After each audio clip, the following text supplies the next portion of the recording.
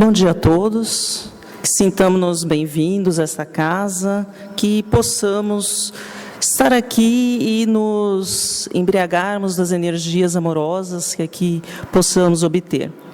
Bom, o tema que nós escolhemos é a oração, porque a oração é uma questão muito séria. Ela é disseminada, ela é democrática, todos podem fazê-la, mas muitas vezes a maneira como ela é feita, a maneira como o pensamento é endereçado, os nossos sentimentos acabam causando interferências e a eficácia da nossa prece fica muito pequena, ou nós não alcançamos o que almejávamos. Então, por isso, nós lemos alguns textos, fomos buscar algumas obras que trazem esse aspecto da oração. E aí fica uma provocação diante disso, para o final da nossa fala, oração, fazer ou não, adianta ou não, por que eu vou fazer a oração?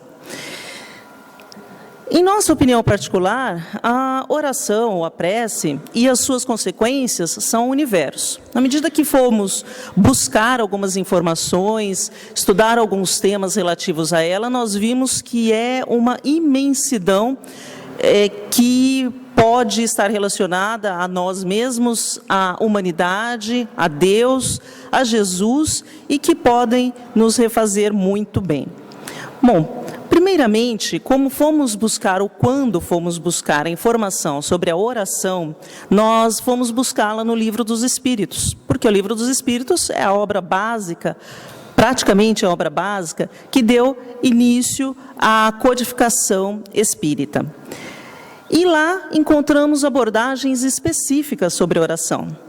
Abordagens tais como: o que a oração é para Deus? Qual a utilidade da oração? Ela serve para o melhoramento, para o perdão. A prece pode ser utilizada como auxílio, a prece pode ser utilizada para si e pelos outros, e ainda outras abordagens. Onde fomos encontrar a abordagem da prece ou da oração no Livro dos Espíritos? Onde especificamente? Bom, primeiramente, o Livro dos Espíritos, quando nós vemos a sua organização geral, nós percebemos que ele está organizado em 4 partes, ou 4 livros. Então, são os livros como As Causas Primárias, primeiro; o segundo, O Mundo dos Espíritos; o terceiro, As Leis Morais; e o quarto, Esperanças e Consolações. E é justamente na terceira parte, que é a parte das leis morais, que nós vamos encontrar a abordagem da oração. Este livro terceiro, ou seja, o livro que aborda as leis morais, dentre estas leis, aborda a lei da oração, a da adoração, que é onde nós vamos encontrar as questões de 658 a 666, são cerca de 9 questões muito sucintas, mas bastante profundas, que fazem a abordagem da oração. Quando nós lemos a primeira dessas questões, ou seja, a questão 658, nós começamos a entender por que ela é tratada na parte lei de adoração, visto que a pergunta é a seguinte, feita por Allan Kardec aos espíritos: agrada a Deus a prece? Os espíritos respondem: a prece sempre agrada a Deus, quando ditada pelo coração, pois para ele a intenção é tudo. Os espíritos ainda continuam: assim, preferível lhe é a prece do íntimo, a prece lida, por muito bela que seja, se for lida mais com os lábios do que com o coração. Agrada-lhe a prece quando dita com fé, com fervor e sinceridade. Mas não creais que o toque a prece do homem fútil, orgulhoso e egoísta, a menos que isso signifique da sua parte, ou seja, deste homem fútil, orgulhoso, egoísta, um ato de sincero arrependimento e de verdadeira humildade. Então, aqui alguns destaques que nós sempre gostamos de olhar e fazer em relação à resposta dos espíritos. Então, primeiro, a prece é sempre agradável a Deus, porém, quando ditada pelo coração. Então, não tem como nós não agradarmos a Deus se não fazendo a prece, e, é claro, através de atos também, para conosco mesmo e para com os outros. Principalmente quando a prece é feita com o coração. Em seguida, Kardec faz uma outra pergunta, que é a 659. Qual o caráter geral da prece? Os espíritos respondem: a prece é um ato de adoração. Orar a Deus é pensar nele, é aproximar-se dele, é pôr-se em comunicação com ele. Há 3 coisas podemos propor-nos por meio da prece: louvar, pedir e agradecer.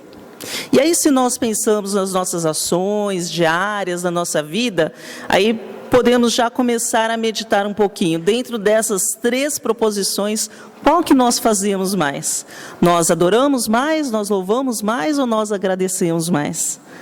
Então, nós já começamos a meditar na importância da prece e o que ela pode nos auxiliar.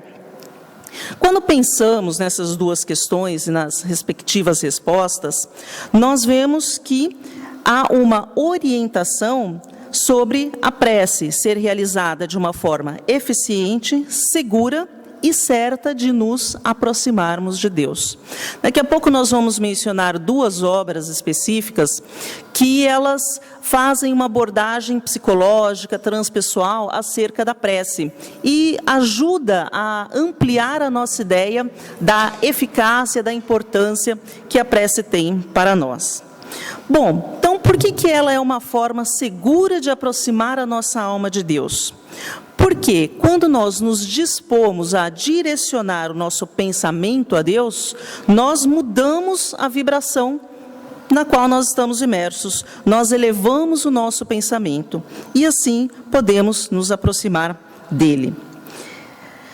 Bom, falamos em pensamento, mas por quê? Nós aprendemos no Espiritismo que o pensamento é a linguagem do Espírito. Então, o pensamento é tudo para o Espírito pôr-se em comunicação com outros espíritos da mesma categoria, de categorias inferiores e de categorias superiores.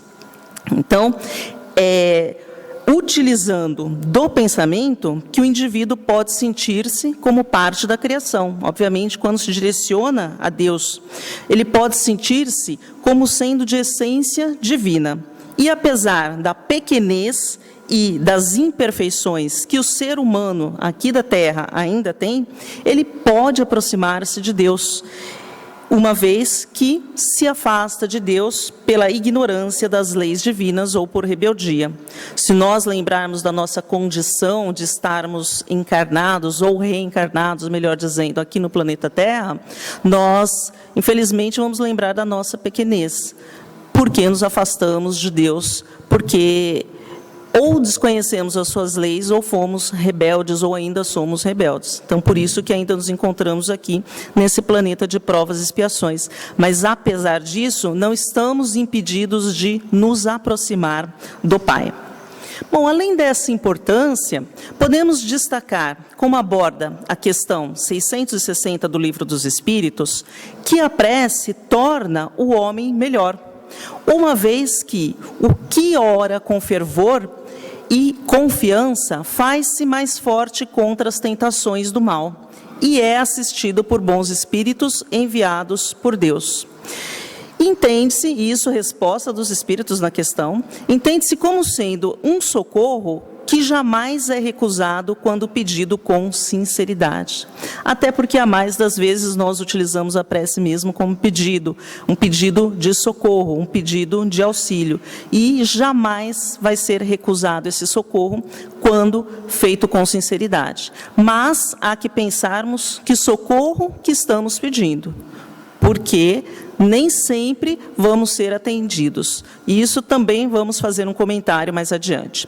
Bom, mas em relação a tornar a nós mais fortes contra as tentações do mal, nós já podemos ter ideia de que a prece muda a faixa vibratória se o indivíduo está na eminência de se perder com os seus pensamentos, com as elaborações, com os planos que faz na sua vida. Então, já entra um aspecto aí do vigiar. É preciso vigiar e orar para se estar atento e se reverter uma situação que pode ser bastante grave. Por isso, para que nós tenhamos esse apoio, esse suporte, é necessário orar bem. É necessário fazer da prece um momento de estudo de si mesmo. Uma afirmação que encontramos numa continuação da questão 660, a questão 660A do Livro dos Espíritos. Mas quando nós lemos sobre orar bem, nós não podemos nos perguntar se esse é um ensinamento familiar. Será que, antes de conhecer o Espiritismo, ou conhecendo alguma coisa do cristianismo, será que nós não podemos ter essa ideia? Será que nós já não lemos algo desse gênero, com esse teor, em algum lugar, ou ouvimos em alguma pregação, alguma orientação?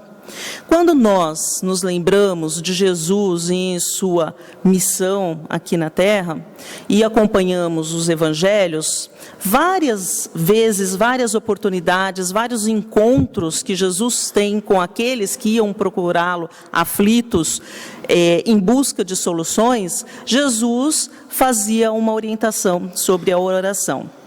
E, especialmente no Evangelho de Lucas, no capítulo 18, versículos de 10 a 13, Jesus faz uma exemplificação da oração, do orar bem, quando Jesus se utiliza do exemplo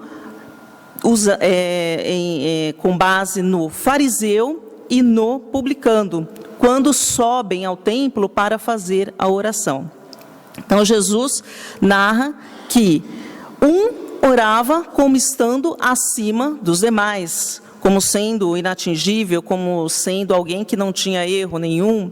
E o outro, no caso, o publicano, colocava-se humildemente diante de Deus, pedia misericórdia porque considerava-se um pecador. E Jesus afirma, por assim agir, ele desceu justificado, uma vez que havia subido ao templo para a oração. Enfim, quando nós lemos esta passagem, que é encontrada no Evangelho de Lucas, como já dissemos, nós podemos perceber que Jesus, sem usar termos dos dias atuais, e sim utilizava a linguagem possível da época, que era o exemplo de duas pessoas de classes sociais diferentes, que até havia um certo conflito, ele coloca o exemplo de como orar bem, usando essas duas pessoas. Várias vezes, Jesus referiu-se à oração de maneira instrutiva e orientadora. Basta acompanhar os evangelhos para nós observarmos isso. Jesus mesmo constantemente dirigia-se ao Pai em estado de oração, inclusive nos momentos que eram os momentos mais decisivos da sua encarnação na Terra. Jesus também ensinou que a oração tudo pode pelo que realiza no interior da pessoa, alterando a capacidade de entender a vida e os acontecimentos diários. Claro que isso de uma forma mais simbólica dentro daquela linguagem, mas hoje há obras que ajudam nos esclarecer. Como, por exemplo, a obra Jesus e o Evangelho à luz da psicologia profunda. Então, essa é uma obra ditada por Joana de Ângeles, a mentora do médium Divaldo Pereira Franco, e nesta obra existe um capítulo específico fazendo a abordagem da oração, baseado no Evangelho segundo o Espiritismo. Esse capítulo é denominado Pedir e Conseguir. Então, esta obra esclarece que Jesus, por sua grandiosidade, por sua evolução já alcançada, conhecia os conflitos de todos os que o buscavam. Jesus sabia que aqueles conflitos eram conflitos resultantes da materialidade, da sensualidade, da incompreensão do ser como si mesmo e como aquele que pode alcançar a Deus. Então, quando esses indivíduos procuravam Jesus, apresentando sofrimentos, Jesus sabia que esses sofrimentos materiais, como nós muitas vezes lemos nos vários exemplos e acontecimentos apresentados no Evangelho, esses sofrimentos mascaravam a realidade profunda. E, com esse mascaramento, esses indivíduos não se davam conta das suas necessidades íntimas, das suas necessidades reais como espírito, como ser potencial de tornar-se um indivíduo ou um ser potencial, perfeito, relativamente perfeito ou capaz de buscar a perfeição. Isso por conta das dificuldades que eles enfrentavam, as dificuldades materiais e morais. Então, Jesus, conhecedor desses aspectos, incessantemente recomendava que se operasse nesses enfermos desejosos de saúde a renovação interior, a mudança da conduta mental e moral, para que no íntimo dessas pessoas se concretizasse o bem-estar que elas tanto buscavam. E porque nem sempre as criaturas soubessem como manter a vinculação com as fontes da vida, e aqui fontes da vida com letra maiúscula, Deus, as energias provindas de Deus, Jesus sugeria a oração como sendo uma ponte vibratória de fácil construção por todo aquele que deseje realmente a vitória sobre os sofrimentos e por todo aquele que anele pelo bem-estar pleno. Então, nós achamos interessante essa colocação, uma ponte vibratória de fácil construção. Se nós pensarmos no aspecto hoje material de construção de uma ponte, é uma construção tanto quanto dificultosa e problemática, exige recursos de engenharia, recursos materiais, mas aqui Joana de Ângeles coloca esse recurso como uma ponte de fácil construção. Basta termos a nossa boa vontade de fazermos esta ponte e esta construção.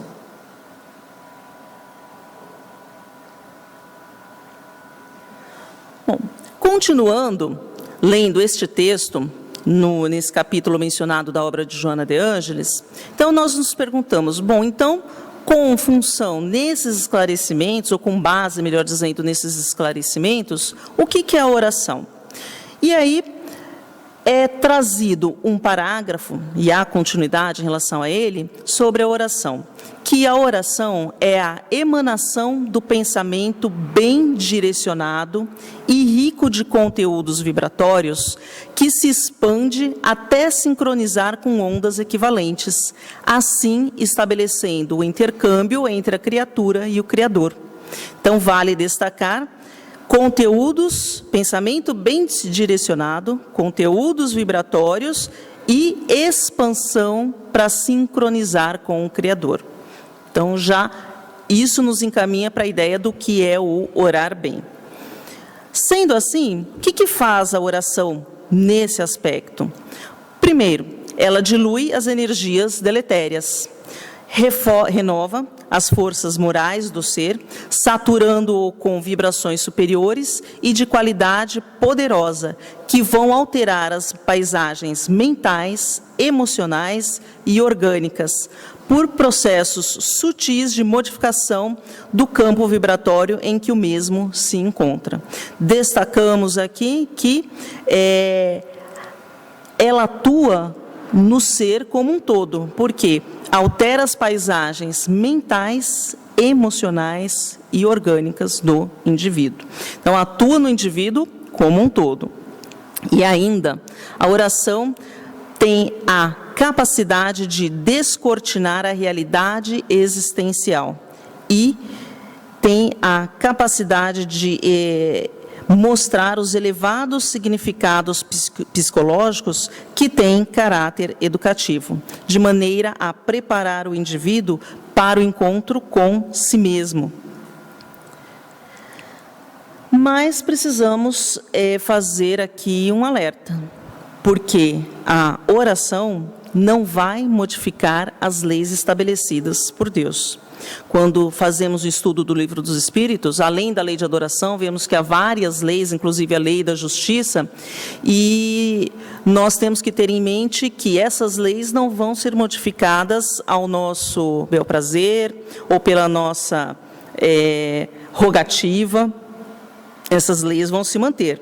Se assim, né, poderíamos nos perguntar, bom, mas a oração, então, serve para quê? Não vai mudar as leis estabelecidas, não vai mudar o meu sofrimento, mas a oração vai contribuir com vigor e inspiração, para que o indivíduo possa entender e aceitar em clima de superior alegria e coragem essas leis às quais ele está sujeito, às quais todos nós estamos sujeitos.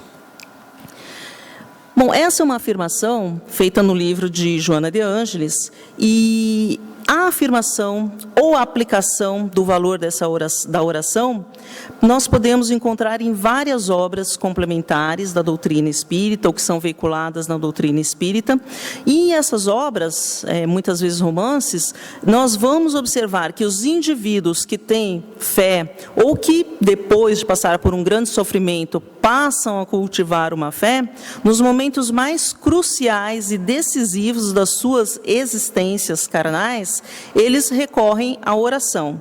E, muitas vezes, eles aurem o ânimo, a coragem, a resignação, obtêm os esclarecimentos que necessitam para dar continuidade à sua jornada evolutiva e enquanto naquela determinada encarnação ou passando por aquela situação, como é orientado na questão 664 do Livro dos Espíritos. Então, esses personagens, eles são encontrados em várias obras, em obras de André Luiz, psicografado por Francisco Cândido Xavier, nas obras de Vitor Hugo, psicografado por Divaldo Pereira Franco.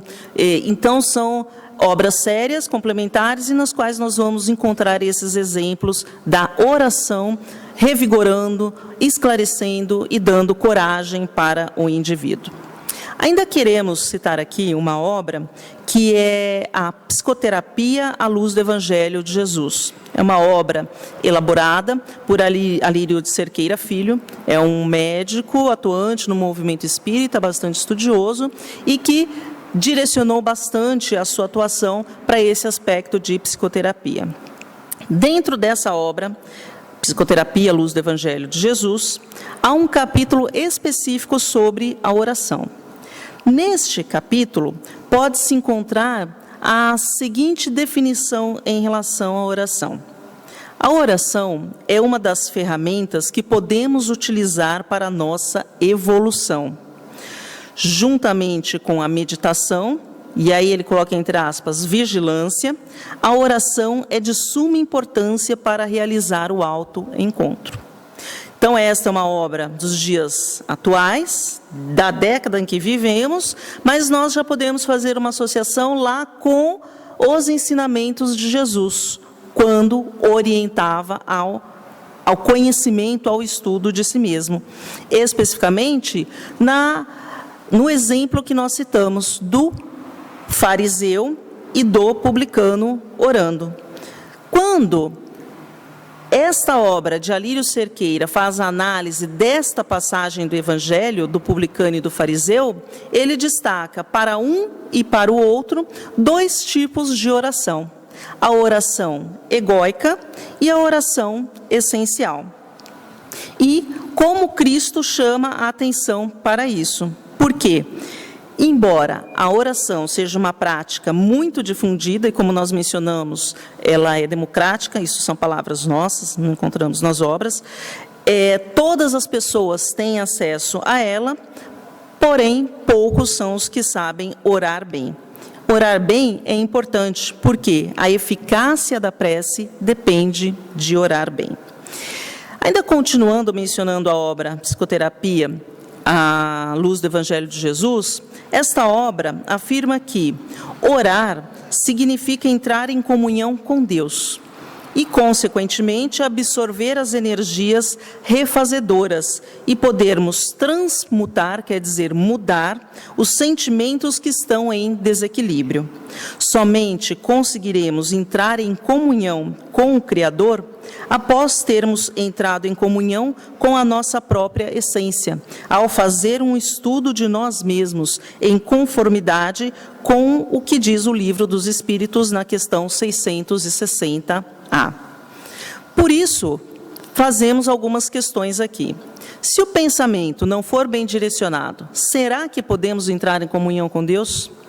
E sem os conteúdos vibratórios ricos, será que a emanação do pensamento vai expandir e sincronizar com Deus? Vemos por isso que conteúdo e pensamento emanados vão determinar com o que sincronizamos. Então, podemos sincronizar com Deus, mas também podemos sincronizar com criaturas sofredoras, criaturas que ainda persistem no mal. Por isso é importante a vigilância do nosso pensamento. O nosso pensamento determina com quem iremos nos contactar. Nesse processo de vigilância, de meditação, de autoconhecimento, há uma importância muito grande para a eficácia da oração. Mas por que são importantes? Meditação e autoconhecimento. Eles são importantes para que se faça uma real análise dos motivos das dificuldades enfrentadas. Muitas vezes, essas dificuldades ocorrem como consequência das nossas próprias escolhas individuais e precisam ser modificadas. Em outras circunstâncias, as dificuldades são os meios para que o indivíduo reflita sobre o sentido da vida e servem para o aprimoramento espiritual. Poderíamos dizer que é para dar uma balançada mesmo na pessoa.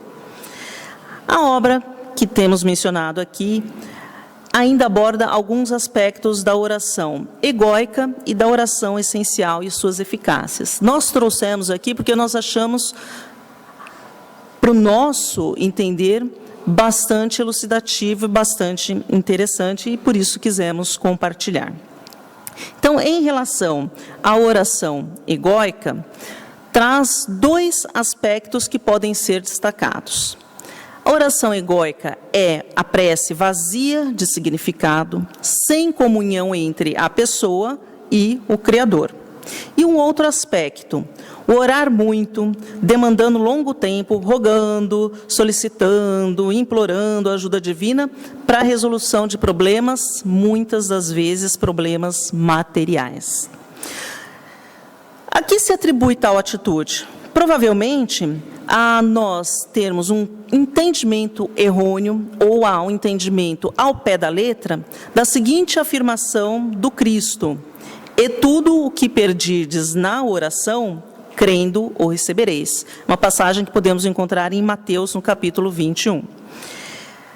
As pessoas que fazem isso, crendo nesta afirmação, é uma crença cega, de que basta pedir qualquer coisa, até mesmo as coisas materiais, principalmente as coisas materiais acabam sendo pedidas nessas circunstâncias, que Deus, solícito, vai atender.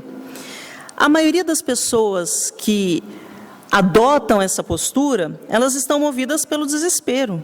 Elas estão ansiosas por fazerem com que os problemas desapareçam. Seja um problema de doença, um problema de dor, problema financeiro, relacionamento difícil, enfim.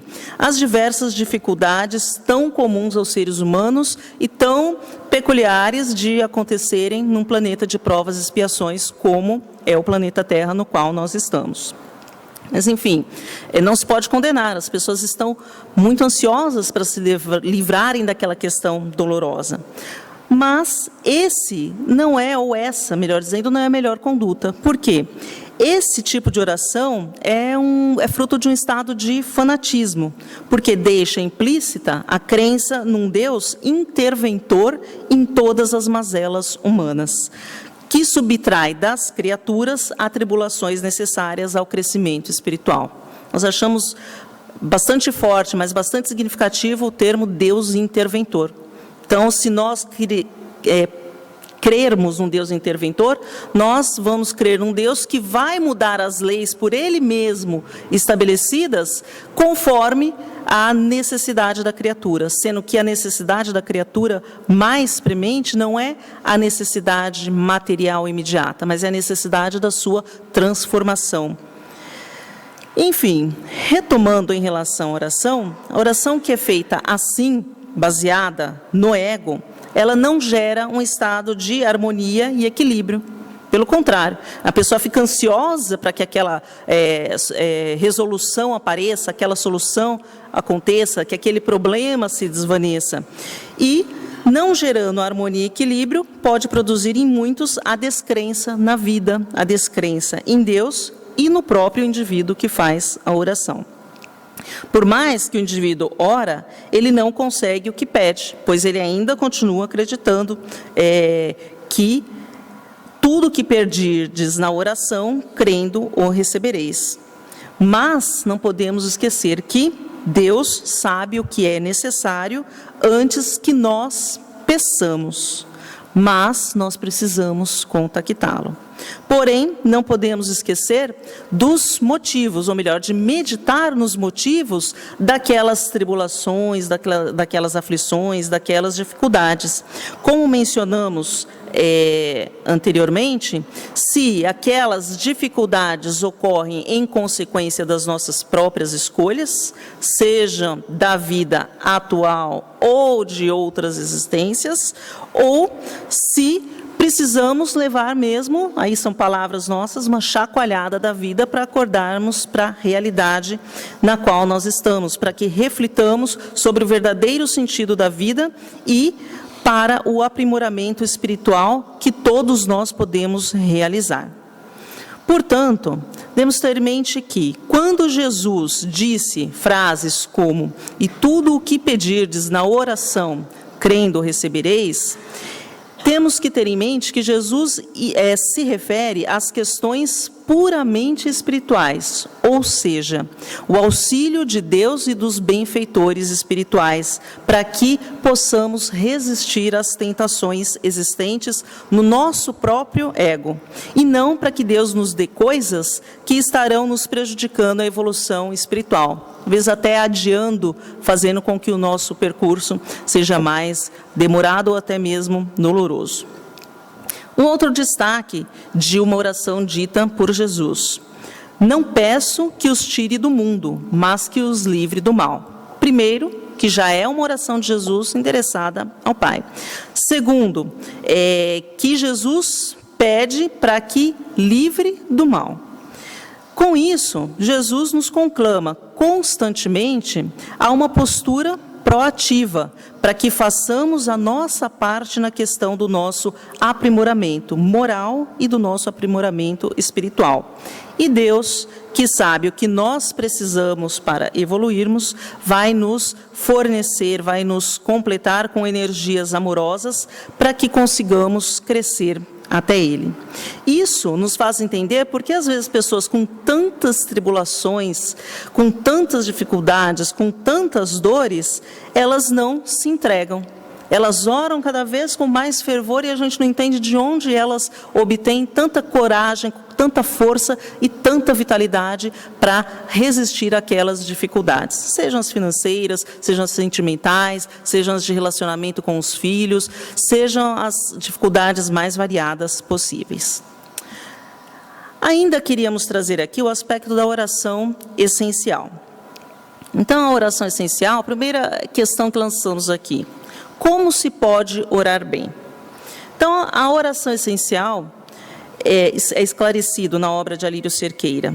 Para oração essencial ser bem feita não, ela já é bem feita porque ela é essencial, mas para que a oração tenha eficácia ou para orar bem, é necessário cultivar as questões essenciais da vida e utilizar a oração essencial através da meditação, pela qual pode-se adquirir o discernimento para saber o que é melhor, o que traz equilíbrio e o que traz harmonia para o indivíduo. A partir do momento em que, pela meditação, o indivíduo tem o seu autoconhecimento, ele percebe o sentimento egóico que precisa ser mudado, transformado, para a identificação com ele mesmo em essência e com a parte divina que há em cada um do indivíduo, o amor que potencialmente este indivíduo é. Ao fazer isso, o indivíduo vai se abrir e vai absorver as energias que provêm de Deus. Essas energias absorvidas pela essência divina fortalecem a capacidade de transmutação dos sentimentos egóicos. A oração faz com que o ser humano amadureça, assumindo o seu compromisso de busca com o autoencontro, do transpessoal, da autoiluminação, onde vai entender Deus como um provedor de energias de amor, que abastece e fortalece sem intervir em questões que são importantes para o desenvolvimento espiritual do indivíduo. Quando age, ou melhor, vamos nos colocar, quando agimos assim, nós nos tornamos conscientes das nossas ações, nos tornamos responsáveis por nossas escolhas e caminhamos a passos largos para a própria iluminação. É fundamental para uma vida de maior equilíbrio a reflexão constante, de modo a podermos discernir o que é melhor para nós a cada momento. Quando isso acontece, nós percebemos o que precisa ser modificado em nós. E aí nós vamos entender a orientação de Jesus: vigiai e orai. Então, o vigiar, esse meditar constante em nós mesmos e nas nossas fragilidades.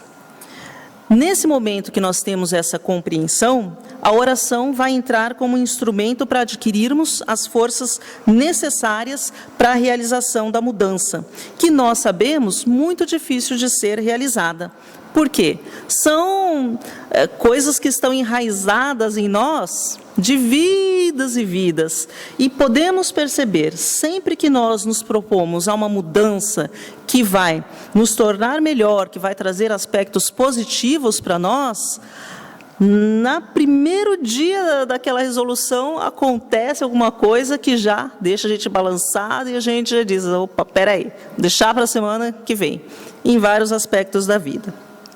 Mas esse instrumento que é capaz de nos dar força para essa mudança, nós vamos comprovar pelo ensinamento dos Espíritos na questão 660, retornando uma questão que nós abordamos anteriormente. A pergunta: a prece torna melhor o homem? O que os Espíritos respondem: sim, porque aquele que ora com fervor e confiança se faz mais forte contra as tentações do mal, e Deus lhe envia bons espíritos para assisti-lo. É um socorro que jamais é recusado quando pedido com sinceridade. Então, sempre o vigiai, o orai e o meditai, para que nós recebamos esse recurso. Mas, já que é tão importante, como que funciona a oração essencial? Considerando o psiquismo humano. Aí que nós achamos bastante interessante a abordagem de Alírio Cerqueira. Nós achamos fantástico e por isso quisemos aqui trazer aqui. Bom, então, nessa obra, ele vem explicando da seguinte forma, para entender como funciona a oração em relação ao psiquismo humano. Ele diz o seguinte: para entender, nós precisamos considerar a psique humana um esquema, como formado por 3 esferas concêntricas, ou seja, uma dentro da outra. A esfera mais interna é aquela mais importante para todos nós, que é a do ser essencial, é a esfera permeada de energia de amor. As outras 2, a intermediária e a externa, são as que são relacionadas com o ego, sendo que uma é a negatividade do ego, a energia do desamor, e a outra é máscaras do ego, ou seja, a energia do pseudo-amor. Máscaras por quê? Parece que existe amor ali, mas a primeira dificuldade cai a máscara e se mostra que ainda não é amor, ainda é uma dificuldade, uma fragilidade do indivíduo. Bem, enfim, o ego é essa camada definida por ele de ignorância que envolve o ser essencial. Nesse ego ficam registradas todas as experiências equivocadas, nas quais não colocamos em prática o amor essencial. Como que a oração, então, se mescla ou se interage com essa formação? Bom, a oração, então, já dissemos, é um pensamento. Sendo um pensamento, ela vai movimentar uma energia que emite uma vibração. Devido ao teor superior, as energias da prece vão formando frestas de luz nas energias sombrias do ego. Então, vamos lembrar, a parte essencial é a mais interna e está envolvida pelas camadas do ego, que podem ser mais espessas, mais resistentes, dependendo da maturidade, do desenvolvimento do indivíduo, da dureza do indivíduo, mais espessas ou não. Mas, enfim, então essas energias, uma vez movimentadas lá no ser essencial, elas vão formando frestas de luz nas energias sombrias do ego. Essas energias, ou essas frestas, elas vão sendo formadas de dentro para fora. Aí a postura proativa do indivíduo, o indivíduo se colocando à disposição, e o seu ser essencial formando essas frestinhas aí. À medida que as frestas vão sendo formadas, a energia essencial, a energia de Deus, vai entrando pelas frestas formadas e vai repletando o indivíduo de energias amorosas. Com esse fornecimento de energias amorosas provindas de Deus, esse ser essencial vai se expandindo cada vez mais dentro daquelas esferas do ego e vai transmutando, vai mudando aquele teor negativo do ego e vai transmutando para a energia do amor, do bem maior. Então, essas energias vão penetrar na criatura pelas frestas formadas de fora para dentro, vão abastecer o indivíduo do amor de Deus, que é a fonte de todo amor e luz do universo. Toda essa movimentação de energias acontece quando o indivíduo faz as suas próprias orações. E nós poderíamos nos perguntar, mas e pelos outros? Funciona? Adianta? Como é que acontece? Então, também a obra traz uma explicação para esse aspecto. Então, a obra traz um exemplo da mãe orando pelo filho, uma situação bastante problemática, que na verdade é bastante comum nos dias de hoje. Problema com o vício em drogas. Então, a mãe ora, a energia da oração da mãe vai acumulando-se na psicosfera do filho como um benefício, mas não vai fazer as frestinhas ainda não. Então, o filho, por estar envolvido nessa problemática, ele tem uma psicosfera muito densa, com pontos muito obscuros, que representam o seu pensamento numa faixa vibratória inferior e que envolvem, de uma forma bastante densa, o ser essencial. Mas esses pontos de oração da mãe, eles vão se acumulando ali e vão ficando como pontos latentes, além dos pontos latentes que o próprio indivíduo tem, mas que estão latentes, adormecidos por essa condição infeliz na qual ele se encontra. Então, nós vamos entendendo que o ego, nesse aspecto, ele vai funcionando como uma couraça.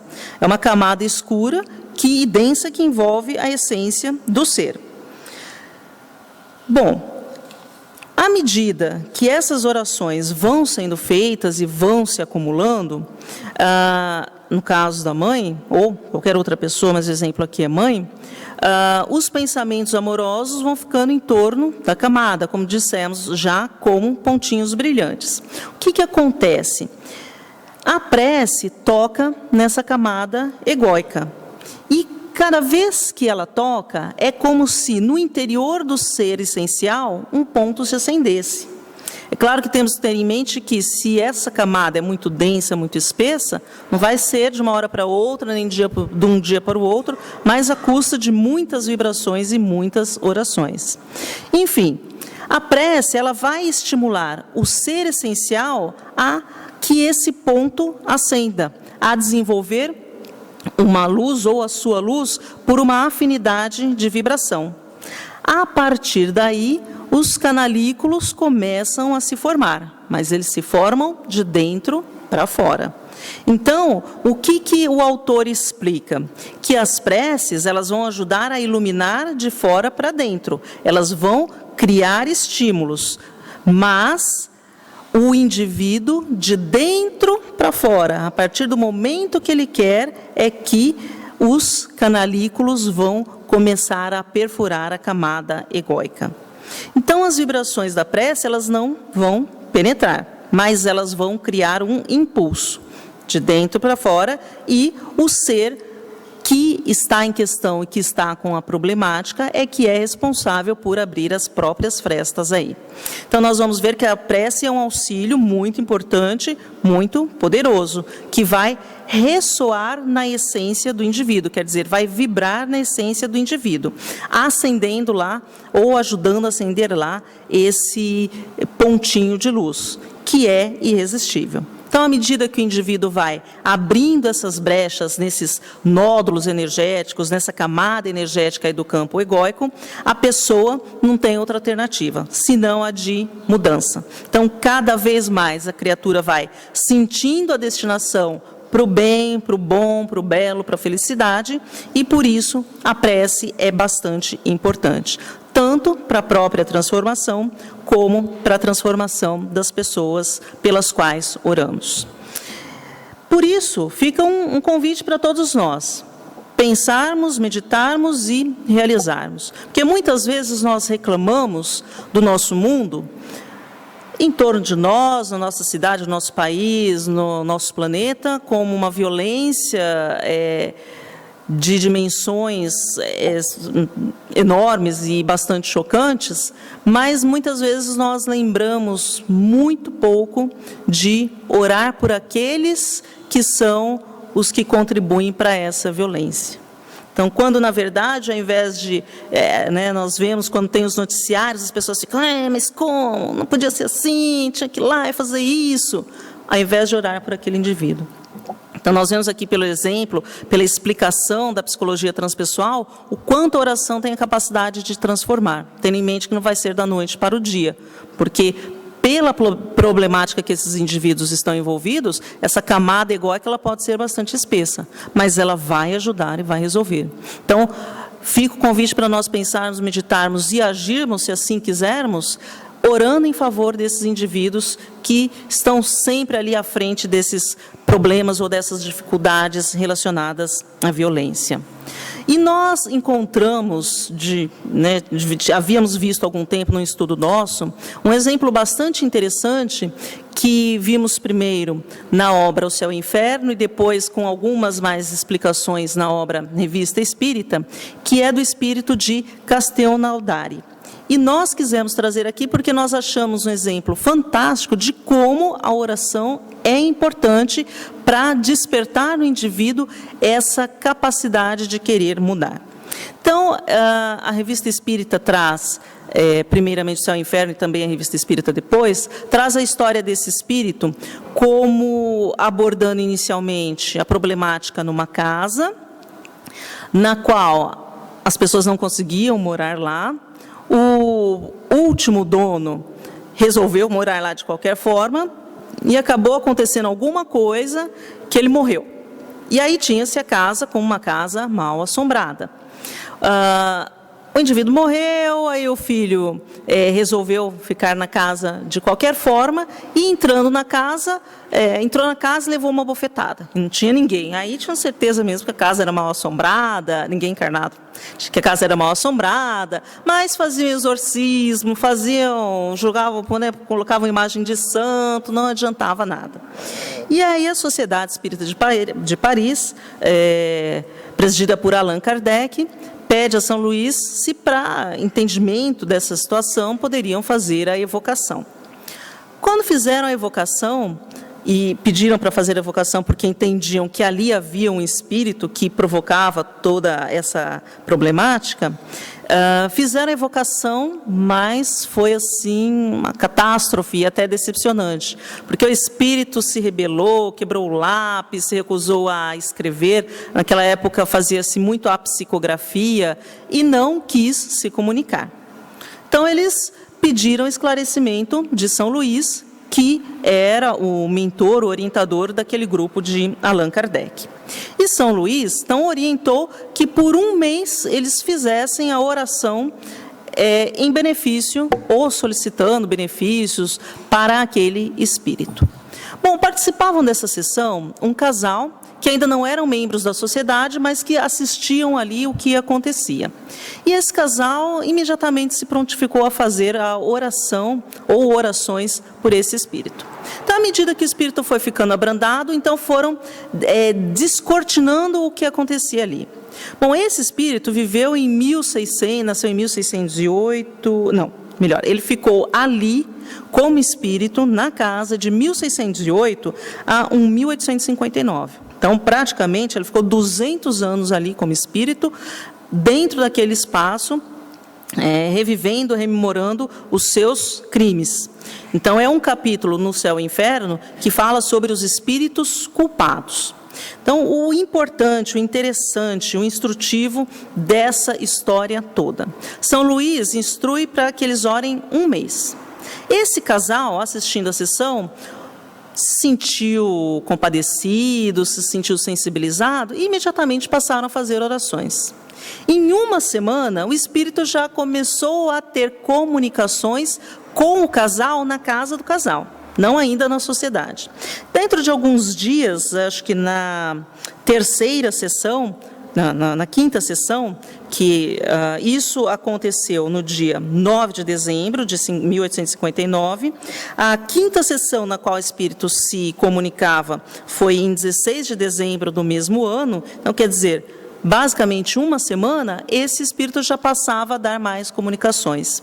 E aí, com o passar do tempo, ele foi dando várias comunicações e ele foi esclarecendo que o que diminuiu toda aquela revolta dele, aquela resistência dele a se comunicar, foram as orações feitas a ele.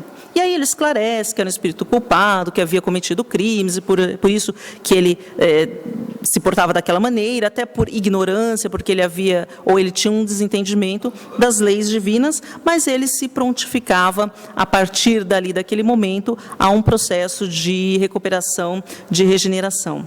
Então, nós trouxemos aqui, porque nós achamos assim, um exemplo bastante interessante, nós vamos falar, poxa vida, um espírito que há 200 anos persistia em permanecer num lugar, claro que ali ele estava destinado a rever os seus crimes, a analisar o que ele havia feito, mas ao mesmo tempo ele estava revoltado. E 1 semana de oração já começou a resultar em benefícios para ele. E assim como o exemplo desse espírito de Castelnaudari, há vários outros no livro no Céu e Inferno, e em outras obras da codificação espírita, exemplificando espíritos sofridos, sofredores, eles pedindo a oração, que a oração os auxilia bastante, justamente porque acaba alterando esse campo vibratório e os auxilia. Então, queremos dizer o seguinte, isso não é fácil, dizemos isso para nós mesmos, né? Porque nós também temos os nossos momentos de rebeldia. Então, quando o desespero de qualquer forma circunde a casa mental e o departamento emocional da criatura, cabe-lhe, na dificuldade de discernimento ou de dor em que se encontre, abrir-se à prece e pedir amparo a Deus, tocando-se de luz, porquanto tudo obterá e concedido lhe será o que pedir. É claro, com o entendimento do que Cristo quis esclarecer, do que nós vimos, das energias amorosas que precisamos para vencer as nossas mazelas. Queremos finalizar aqui a nossa fala trazendo um poema de Tagore, um espírito indiano que ditou 2 obras a Divaldo Pereira Franco, e que é um poema, mas que torna-se uma oração, o que achamos bastante interessante, bastante bonito, na verdade. Então, diz o seguinte: quiser entender a tua grandeza, cientistas celebrizam-te em fórmulas complexas quão inatingíveis. Filósofos discutem escolas que se antagonizam tentando definir-te. Religiões emparedam-te nos seus templos e dogmas. Tu, porém, que não começastes nem terminarás, que és o dia e a noite, o infinito e a molécula visível em tudo e inalcançável, permite que o teu poeta apenas te sinta e te ame. Assim, mergulhando no oceano da tua presença e viajando nos ventos que me conduzem a ti, eu digo: arranca-me da minha pequenez para a tua grandeza. Conduze-me da ignorância para a sabedoria. Retira-me a condição de morte, a fim de que eu seja vida. E totalmente embriagado em tua luz, eu faça silêncio para que a tua claridade entorne a ânfora de bênçãos sobre o mundo em sombras onde eu vivo.